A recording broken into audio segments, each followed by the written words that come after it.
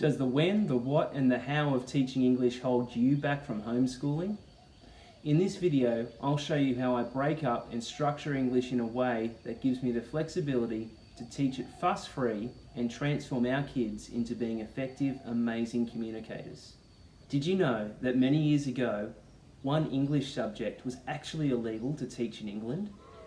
At the end of this video, I'll show you which one it is and why it's so important to teach to your kids these days. English is divided into 4 subject areas: spelling, reading, writing, and speaking. Now, writing can be broken up into handwriting, grammar, and actual writing. Reading can be broken up into fluency and comprehension. Comprehension means just the ability to understand what it is that you read and make sense of it. And spelling is just spelling. How can you give your children the best start as learners in English? What I always recommended to my parents in my 11 years of teaching, and what I did with my own kids, was this. From as early in their life as possible, read to them 1 or 2 short stories for their pleasure. You may need to focus them a little, especially when they're young, but make sure that you're reading to them for their own enjoyment. The second thing is this: teach them phonemes. Now, a phoneme is the shortest sound that you can make. Do this before you teach them the alphabet. For example, when we spell, we need to sound words out. It isn't natural for us to spell them out with the letter name. Let's take the word sound, for example.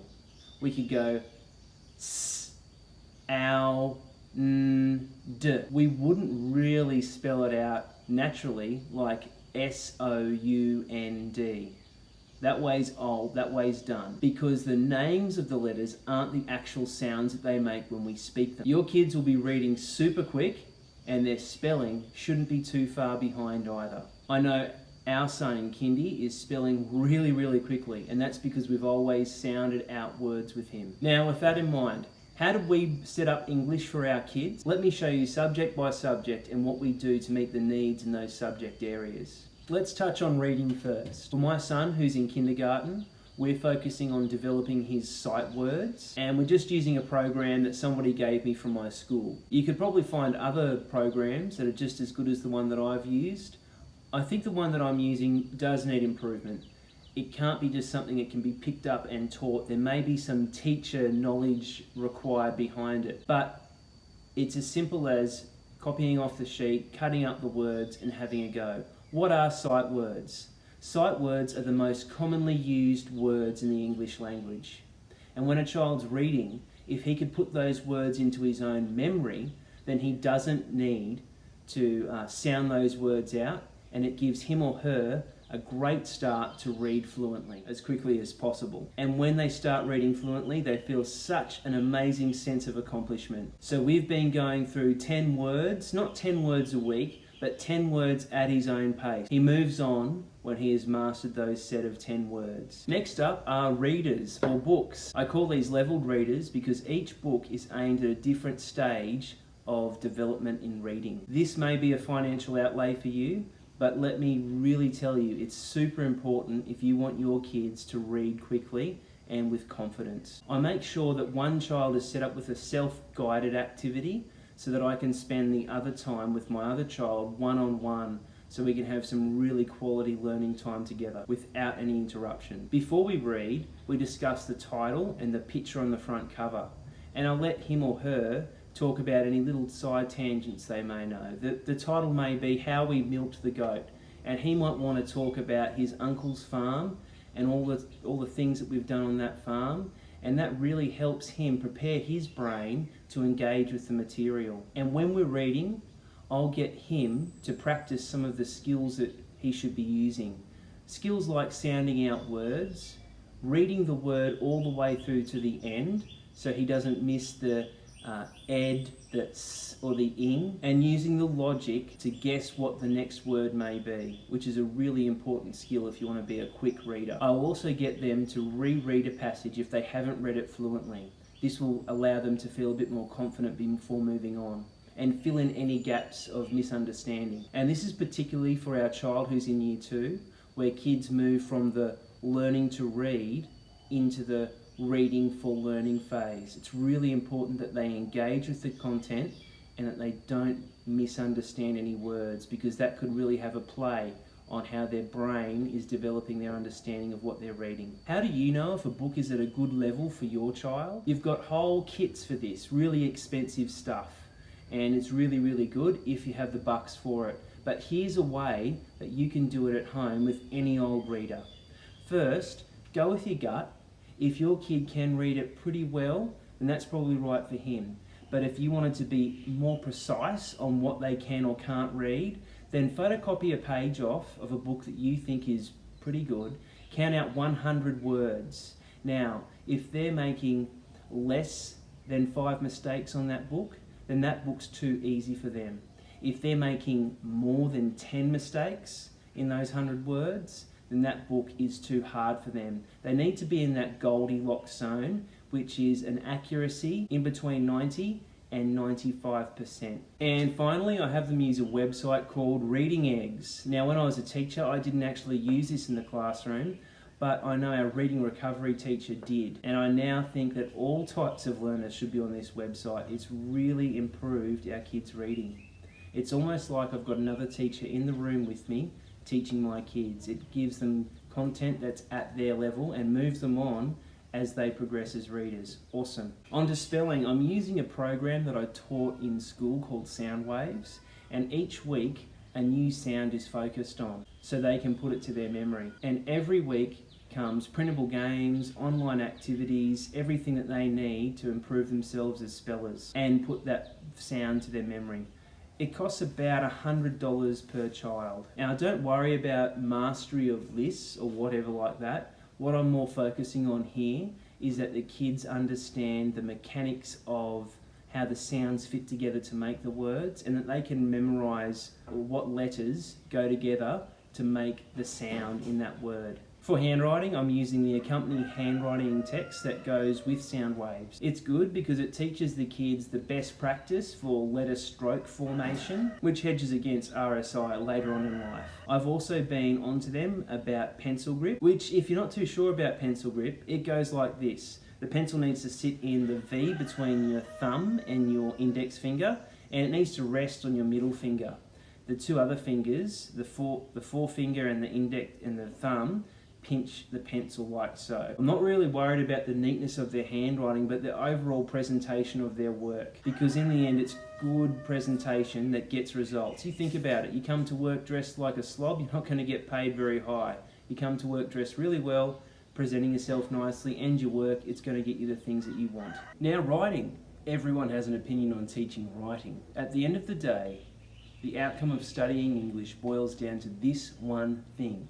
Can you successfully deliver your thoughts through written and verbal communication? So here comes the crown jewel, writing and speaking. For writing, we study the different purposes of writing, 1 or 2 reasons per term. And while we're studying them, we look for them wherever we go. And we see, look, how was that communicated? Could you have done that better? Do you think pictures and words would have been better, or just words? We look at both written and visual, movies, letters, ads, spoken programs, you name it, we look at it. I also have my kids keep a weekly diary, and this is where I focus on sentence construction, what makes it a sentence and how we can improve it, make it more interesting to read. We also have a dictation each week where the kids write out the words that I speak, and together we go over the dictation to see if they got all of the grammar and punctuation, as well as the spelling. In the dictation we include the weekly spelling words from our spelling list. Grammar. We simply work through the grammar textbook that we're working with at the moment. I look for their knowledge in their written work rather than their knowledge of what a noun or a verb or a superlative adjective is. Think about this. When have you ever had to circle the superlative adjective in the sentence outside of school? Most people who can do this are probably teachers or weirdos, but there are some really important aspects to grammar that we need to know, and a textbook covers most of this so we can write effectively. Good to remember that writing is the end goal, not circling superlative adjectives. For our son in kindergarten, I have made a set of flashcards that contain words, and we play around with these words, making different sentences. It's a whole lot of fun, switching some words in and out for others, and some sentences are really, really funny. It's a really good time to connect as well as build your knowledge of sentence construction. Now for public speaking. it's been kind of tough for us to create a regular public speaking program. In the classroom, we're forced to do this each week and we must keep to it. But here in the homeschool, I find it's a little bit more relaxed, and there is a caution when you become too relaxed with what you're teaching. So what I want to improve on is I want to create a different purpose, 2 purposes per term, similar to what we're doing for the writing, and I would like our kids to prepare a speech or a talk and they can speak in front of the family and try and maybe start off with just give a simple recount of what's happened over the weekend, leading through different sorts of purposes for speaking, and I think culminating in what's the most important one, and that is persuasion. They could create an advertisement trying to persuade somebody to buy an item from them. Some extra things that we do that you may not have thought of or not seen as important is we read to our kids every night. We've been reading The Chronicles of Narnia by C.S. Lewis. It's really, really good to study the classic authors. A long time ago, a part of the writing curriculum was to write out the works of one of your favourite authors, and by writing out and copying his works, you would become yourself quite a great writer.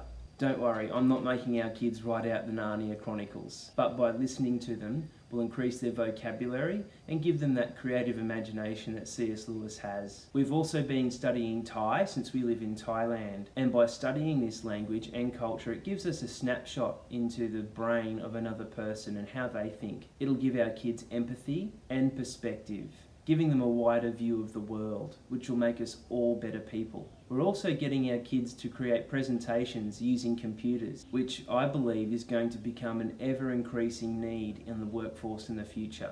Okay, which subject was once illegal to be taught in schools? Well, actually it was 2 subjects. It was writing and speaking. Before World War II, English was broken into 2 sections, active literacy and passive literacy. Passive literacy was reading and understanding. Active literacy was writing and speaking. Why was this illegal? Well, if you think about it, if the commoner was able to speak and write with power, then they were able to spread their thoughts. And if your nation was trying to make progress with a war effort, and the common man thought, hey, this isn't any good, I'm going to say something about this, and started speaking and writing, well, he could rally the people against their leaders, which is why the government made speaking and writing an illegal subject to be taught.